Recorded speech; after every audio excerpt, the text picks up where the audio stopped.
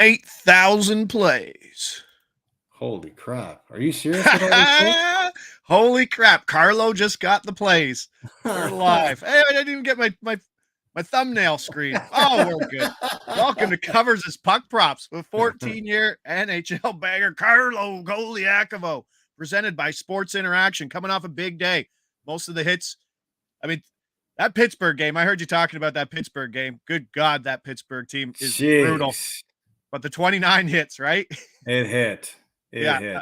Absolutely. But it was getting ugly. It was getting ugly there. And then all the nice prices, like the late games were just absolute goal fests. But no, the heater hat, I might have to retire. There's the heater hat. We're Thank Bulldogs. You. Yeah. Need to retire the heater hat because days after the heater hat have not been kind. Like, no way. Well, yesterday was a heater for us. What, 6 of 7 we hit? Yeah, 5 of 6, I think. Zari plus money. Yeah. Kuzmenko, DeBrusque. How about that Calgary comeback? See, I told you, man. Calgary's going to be a team that scores goals. It was the perfect storm, right? Like they're Vancouver's being priced as a team that is not really what they are, and Calgary's being priced as a team as what they aren't either. Yeah. We got a ton of games, and I got about 42 plays cooking. And producer Mick is like, "What are you doing?" I got your list of plays, and I'm like, I don't know if I can count that high. All right, Montreal, Boston minus 260, over under sitting at 6. Obviously, Boston beat up banner raising night in Florida. That's a tough bounce back spot, and big letdown spot here for Montreal that got everything they could out of Sam Montembeault last night, and probably have to go to Cade Primo, I believe, today. Yeah, that's probably the likelihood. All right, but I'm still going Elias Lindholm for a point. Minus 133, a little bit of juice, still top line, PP1, 20 minutes in game 1. And this was like just 3 seasons removed. This guy was a point per game guy, 82 and 82. Like, let's not think that he's an absolute nobody. And I mean, centering Pasternak on the power play and line 1 is a pretty good spot. Where do you see this as a letdown spot for the Habs on cross-border travel after a massive 1-0 game where they probably hadn't even been looking at this game on the schedule? And it's Jeremy Swayman game too that comes back, I would assume. Yeah. Well, have they announced Swayman? I haven't announced it, but the expectation is that this is probably going to be his game. Look, you're right. This is a very tough spot for Montreal, a game that I'm doing just because, the emotional highs that they rode yesterday, winning their first game of the season, winning against the Leafs, doing it in front of their home crowd in that electric environment, doing it for Montembeault, who clearly stood on his head and carried the team to victory. You kind of wonder what type of an emotional letdown this will be in this game, because will they bring the same type of energy, same type of adrenaline that Boston is going to expect to have because it's their home opener? If Swayman plays, he's going to get a huge ovation. That's going to create extra energy, extra money on the board for Swayman being in his first game. So Montreal's in tough here, because if there's one thing that Montreal showed yesterday, even though it was in a win, they're very thin up front. And outside of their power play that got them a goal, who else can you expect on that team to contribute on offense? Plus, it's a Primo game too, and it's a pride game for Boston, where I think their pride, in last game was kind of damaged a little bit as they got absolutely beat up by Florida. So tough spot for Boston. So the Lindholm play seems like a very appropriate play. A guy that's going to be playing a lot of minutes, going to be getting a lot of those offensive chances, and you're getting pretty good value. I'm not crazy on anything above 130, but this one feels different. All right. I know people like you. I know people like you that have a buy point. I like it. Some people minus 130, that's it. They don't want to go lower. That's fine. Go get his assist for plus 150. Go get a power play point for plus 250. Yeah. Ooh. Add him and Pavel Zacha, correlated line mates on line 1 and PP1 for plus 180. Both those guys to get a point. I think that one's actually the better one. I think if you get Zacha and Lindholm for a point at plus 180, I think that's the better look. Skies falling in Toronto. We know that was, but that's on brand, right? That's on brand. It's like, it's funny. You have to laugh at it, like how it starts, right? New era, everything's going to change. And right from the wall news to putting like 42, 43 shots and getting shut out in Montreal. You have to laugh at it. And where are we in this game? I mean, Hildeby or Stolarz? Like, do we know yet? We don't, but I feel very confident in saying that it's Hildeby game Beauty. because why would you want to put Stolarz in because he's playing Saturday. Stolarz is playing Saturday at home in their home opener. Do you really want to put Stolarz in a position where he's got to play 3 games in 4 nights to start the season? No. I don't think I'd like to think the Maple Leafs are smarter than that, but this is the tricky thing. Stolarz is from New Jersey, right? This is a game that he probably targeted right from the day he signed with the Maple Leafs and the schedule came out and said, that's a game I want to play. And if he's knocking on Berube's door saying, look, I don't care that I played yesterday. I don't care that we play Saturday. I want this game. Then Berube's probably going to think about giving him this game. I find it hard to believe they're going to go that route because, again, this whole Joseph Wall thing popped up out of nowhere. the same way it popped out of nowhere in Game 7. Yeah. Like, do you really want to put your next guy that you need to lead you in a precarious situation? Probably not. So all things lead to Hildeby. But look, there's a story to be built with Hildeby. This is a guy who got called up last year, and Sheldon Keefe refused to play him. And so maybe there's that little bit of payback for Hildeby. If he gets in this game, he wants to, pay the piper and stick it to Sheldon Keefe. But this is a tough spot the Maple Leafs find themselves in. Clearly, home opener for the Devils, coming off of a 2-0 trip in Europe. And there is going to be massive money on the board from Sheldon Keefe and this Devils team. And there was a quick sign of it yesterday, how important this game is for the Devils because of Keefe. The coach led the pregame stretch for the team. You never see the coach go anywhere near the stretch. He actually went to the middle of the ice before practice and led the stretch. Clearly, the guys that want to do this one for the coach. So, because of that, if the coach puts the money on the board, everybody has to match, right? Like everybody has to. No. Not everybody has to match. It's just you never expect to get money from any of the coaches, right? So when a coach goes and puts one up there, you want to make sure you get it so that you have it tabulated in the team fund. So whatever team activities you decide to go through the year, it's there. But, again, this is a really good Devils team. So, and the thing we've got to caution ourselves here is that the public right now is saying everything we're saying. Oh, Devils, this is a game they can't lose. It's go to their coach. The Maple Leafs have going back to last year and the year before, anytime people start to talk negative about them or they feel like their backs are up against the wall or they're in a situation where you expect them to lose, they find ways to win. So tread carefully on this one. I love when you lead me right into it. Devils 3-way money line plus 105. Let's go. Well, that is the value in this game, 100%. It's either a no-show or it's something. It's just a wild schedule spot in the beginning. Yes. The line really didn't move too much last night or yesterday after the Wall news, minus 135 to minus 140-ish, the regular 2-way money line. But this is just a spot where, yes, they're coming back from Prague, but this is a game they need to win for the coach. I get that there'll be money on the board. They'll be motivated. And let's be honest, it's a sandwich game for the Leafs, who home openers on Saturday. The game opener was yesterday. Backups there. There's a lot to like in this spot. But, hey, how about this other one? Mitch Marner over 2.5 shots on goal, plus 130. Where did plus 130 come? Oh, sorry, plus 125. It was plus 130. Where did this number come from? Because this was like plus 105 last year. And then he comes out last night. Obviously, they put up a ton of shots. He comes out 8 shot attempts, 6 on goal. I love the angle of after shutouts, getting things on net. And that's a good point. That's a good point. And look, price. I mean, their power play got called out too, right? And rightfully so. Because, again, this is a team that on the power play just almost looks like it wants to rest, where it's like perimeter, very passive, not much direct stuff to the net. And if that's something that's going to be talked about today, you have to imagine that there's going to be more of a shot mentality. If this guy's coming off of a 6-shot game and getting no points, you wonder how tight a certain part of his body is getting right now, right? Smooth. Kings, Sabres. How big is the loss of Drew Doughty on, like, not even on the ice, but just in the locker room for what kind of guy that was for let's say for a young team? Well, it's massive on the ice because it almost seemed like there was, a rejuvenated Drew Doughty last year.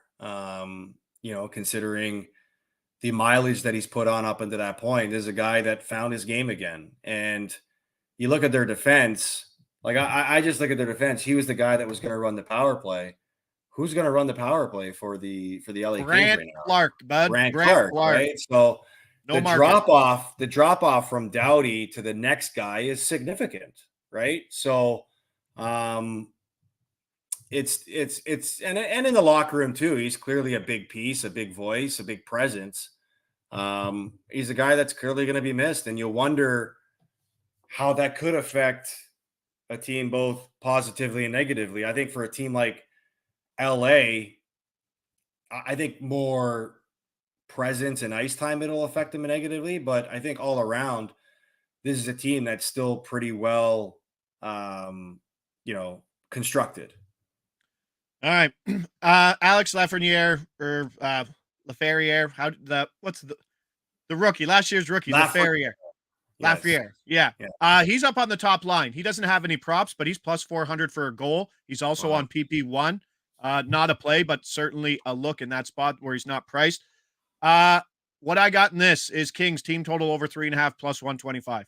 I might have read too much into this, and tell me if I'm being an idiot, but the Kings switched up their zone coverage from 1-3-1 to 1-2-2, talking about the turnovers that they're creating within the neutral zone using the speed on their wings. And if you've seen the Sabres, they're anything but smooth in the neutral zone. This is not a team that is keeping turnovers to a minimum, let's just say. I think there's a chance that the Kings can get to Buffalo early, use those turnovers early. And what I also like about it, that Buffalo might be able to score in this game. We might have two-way scoring within this, so it could be 3-3 where the winner is in the 4-3 goal. But I'll take some Kings on that spot. Moving to the next game, Utah Islanders. And someone already mentioned in the chat, so bless your soul. Barrett Hayton is still somehow plus money for a point, and it's plus 120. Wow. He had a goal and an assist in the opener in just 16 minutes time on ice. You're like, wow, that's pretty low. That's because they only had 47 seconds of power play. If he gets his 2.5 minutes, that goes to 8.5 minutes with that top line. He's playing with Schmaltz. He's playing with Keller. We know that's the big dog line. They're swinging things over their shoulder now after that big game in Utah. You like it. And then, hat tip to Andy Francis, who was talking about the Sorokin issue before. Yeah. Now it's Varlamov who's probably going to be the guy down the stretch. We don't know what the Islanders are. There's Russian saying got Hayton early at plus 128. That's a great spot. Are we Utah fans? Like, I feel like I'm a Utah fan going forward right here. Yeah, so is Bobby Newport in the group chat. You remember we told him yesterday to adopt the Utah HC? You have to be a fan because this is a team that for years has just been accumulating. And then now they actually they have the backing and the sort of assurance from ownership that they can go out and spend to be competitive. And when you put all those pieces together and they're actually playing for something right now, it makes you excited about what they can accomplish. Now they're walking into the Island in their home opener, and obviously Patty Waugh's first full season as the coach of the Islanders. But if you expect offense in this game, expect offense from Utah, you got to like that it's going to come from their top line. We could all see a Patty Waugh pull goalie at random times where you don't know, and you're like, here's the empty net winner. I appreciate it. But getting a first line center, PP1 center, for a point at plus 120 is an absolute steal. And I honestly think that Utah is a team, and Calgary. I remember we talked about this yesterday. Undervalued. Utah players and Calgary players, there's an adjustment that's going to be made after 10 games with the books, because you're going to find a lot of value with these guys because I don't think they expect much out of them. But there are two teams that can surprise people, especially with the players that they have and the offense that they can generate. Love it. Jackets, Wild. I mean, it's obviously a tough season for Columbus. I mean, that's the lightest way you can literally say it. I can't imagine what's happening within that locker room, how the guys are feeling going into game one. But at that point, it's game one. They got to come out. And now you're looking at a top line of, like, I believe it's Sean Monahan, Igor Chinnikov, and our buddy Kirill Marchenko.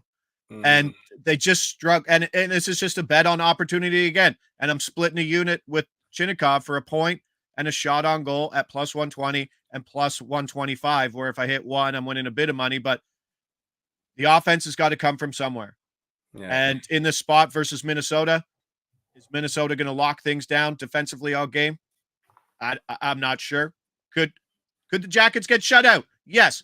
But this opportunity on his shots on goal and his points is an easy spot. But Marco Rossi, is it Rossi or Rossi? Rossi. I call it Rossi. There we go. A point, plus 110. Dare you disrespect the wannabe Italian? Is he not Italian? No, he's Austrian. Oh, geez. Yes, you can't have vowels. You can't have vowels at the end of your name like that. It's R-O-S-S-I, not R-O-S-I, Josh. That's my fault. That's my fault. Now, go back to grade school. Go back to grade school. Spell your Rossi. There it is. There's Thank the you, correction. producer Mick. Plus 110 for a point, which is a great spot because he's centering Kaprizov on the top line. He's PP2, but I mean, which makes you realize what the point is for Hayton and how good of a point that is. But anybody riding shotgun with Kaprizov is good in my books at this spot. He's a top line player getting plus money right now. Yeah. Wow, good for you, man. I love when you find these edges. It's the easiest way to handicap hockey, bud. It's literally the easiest way. Just find those lines. But he was moving up and down, right? So Eriksson Ek was jumping on some preseason with him, taking that first line role. But if not, he falls back to the second line with Matthew Boldy too, which is not a bad place to be. And he did get some PP one time. So it can only get better there for him. Where do you see the Wild this year in terms of competition? I mean, they're minus 240 on the money line in this game. They're expected to win, but is this a team kind of like who were we talking about yesterday? We were talking about in the 6 or 7 or 8 spot in terms of was that Winnipeg? Yeah. Winnipeg. Yeah. And boy, did they prove us wrong, right? Come out and just blanks. Make a statement, go into Edmonton and shut them out and blow them out 6-0. Yeah, I kind of feel the same way about Minnesota, that they're probably going to be a middle of the pack team. I know they're a little cap strung here because of the two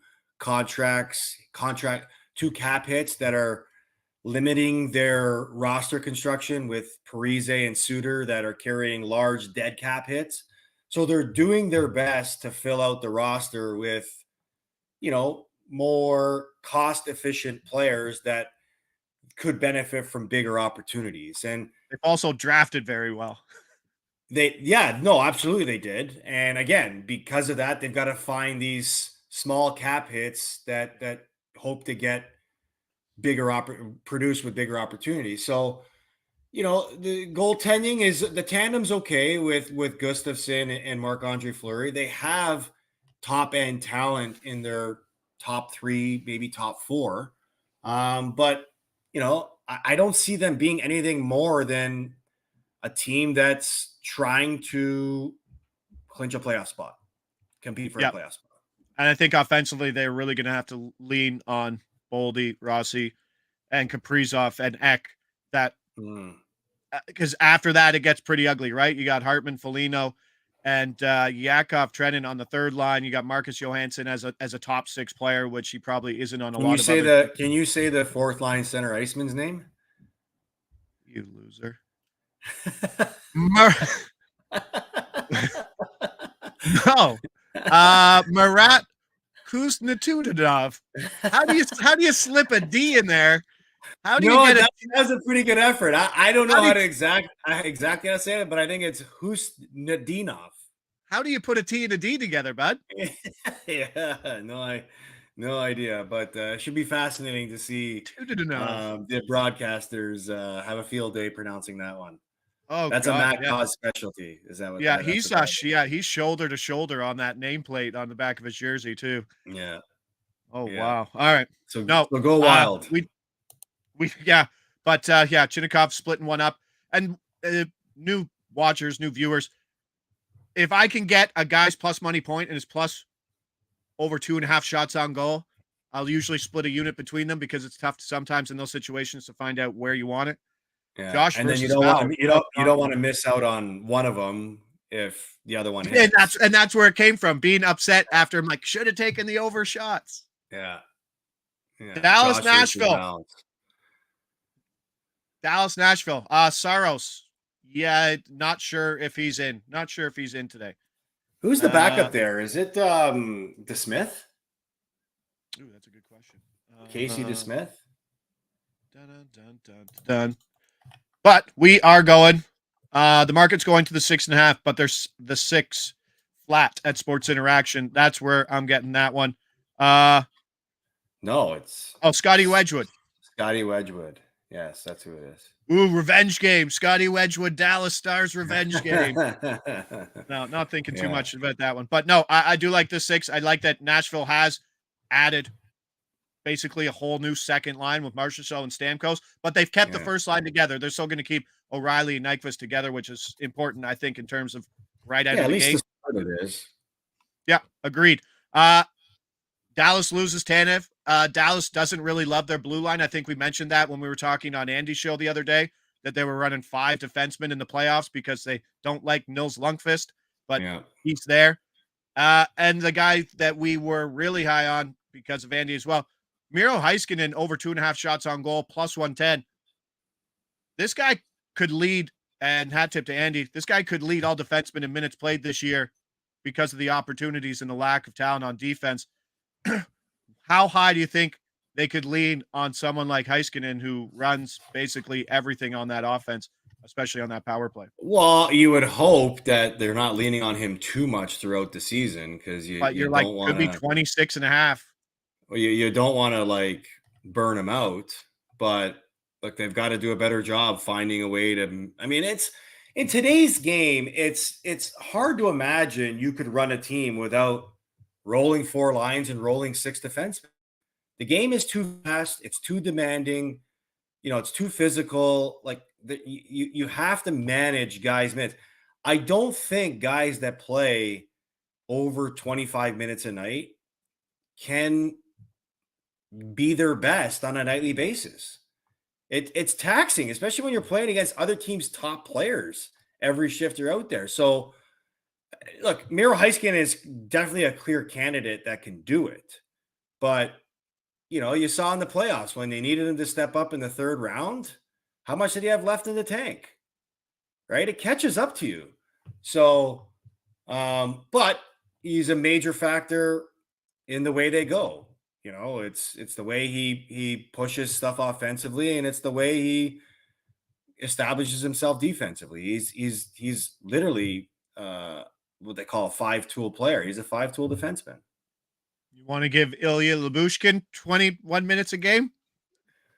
They might have to. Whether they want to do it or not, they might have to. But that's the spot that they put themselves in, right? Well, they've got Matt Dumba, they've got Lyubushkin. Thomas Harley's a guy that they hope can help, supplement some of the offense outside of Heiskanen. And then your third pairing of Esa Lindell, who, just signed a new contract extension.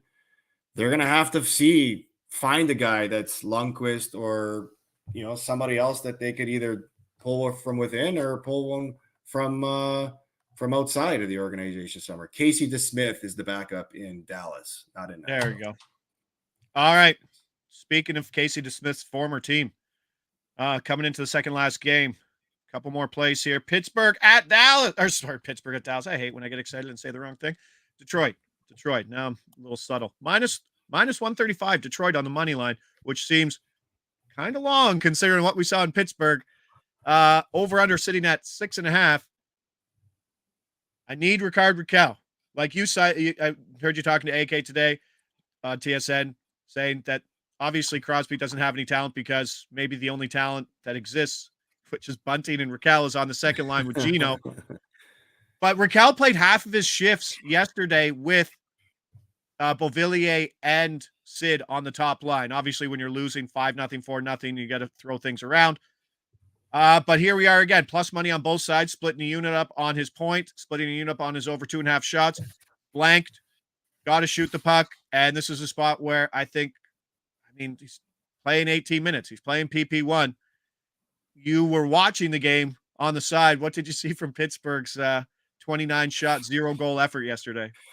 I saw nothing to feel comfortable about betting Raquel tonight or any other Pittsburgh player. Love it. That's it. And granted, they were playing against Shesterkin, which probably didn't add to the difficulty that they probably felt yesterday. But again, you're finding a guy who's giving you plus money that's playing with the team's best players. And is Pittsburgh going to get shut out in back-to-back nights to start the season? Hard to imagine if that's the case. But maybe there's a little bit more sense of urgency tonight from the Penguins, knowing that they're staring at 0-2, and they definitely need a better effort to eliminate the bad taste in everybody's mouths after last night's home opener. Yeah, that was ugly. Late game, not touching it. St. Louis, San Jose. I think there's a little value back on Jake Neighbors at plus money. Jake Neighbors could. What about Michael Granlund? He was the first one I looked at. He centers the first line. The first line is going to be Macklin, Celebrini, Granlund, and which other Lund? I think it's Zetterlund, right? They have 3 Lunds on that team that used to play together last year. Now they've split up the Lund line. I think Granlund was somewhere in the range of outside your buy zone and minus 145, but closer to an assist where you'd play the assist at maybe plus 180. There's a spot where you could stack St. Louis points. St. Louis could win 7-1. This totals at 6. It could be a shootout in terms of what we're expecting from what can you expect from San Jose? They came out of the gates last year, give them credit. They were winning games, or was it Anaheim? But at the end of the year, you're still San Jose started the season, I think 0-10. Oh, that's sorry. Anaheim was winning. San Jose was so dramatic last year that they were losing 8-0 after the first 4 games, and they were giving up the most goals. I kind of look at this game for San Jose the same way as I would look at it for Montreal yesterday, where this could be the best game they play all season and the best memory they could create all season. Because I think when it's all said and done, they're going to be in the bottom 2 or 3. San Jose is, just because I don't think they have the talent to keep up for the rest of the league, and they're still probably in that rebuild mode. But maybe because of that, you got the excitement around Celebrini playing his first game there. Probably going to be a packed house because it's a new season, and maybe they're surprised at what the Sharks could do in game 1 and maybe let the fans leave with a victory. But only because of that, I could expect, a lot of goals in this game. But St. Louis could still win 7-1. Yeah. Yeah, they could. Yeah. But no, Jordan Kyrie's kind of sneaky, but he's like minus 147 for a point. He was maybe the best skater again, and the only thing that slows him down is sometimes his attitude, because I still think he's the best skater on that team when he wants to be. Mim said, got that under saves by the hook. Yes, we did.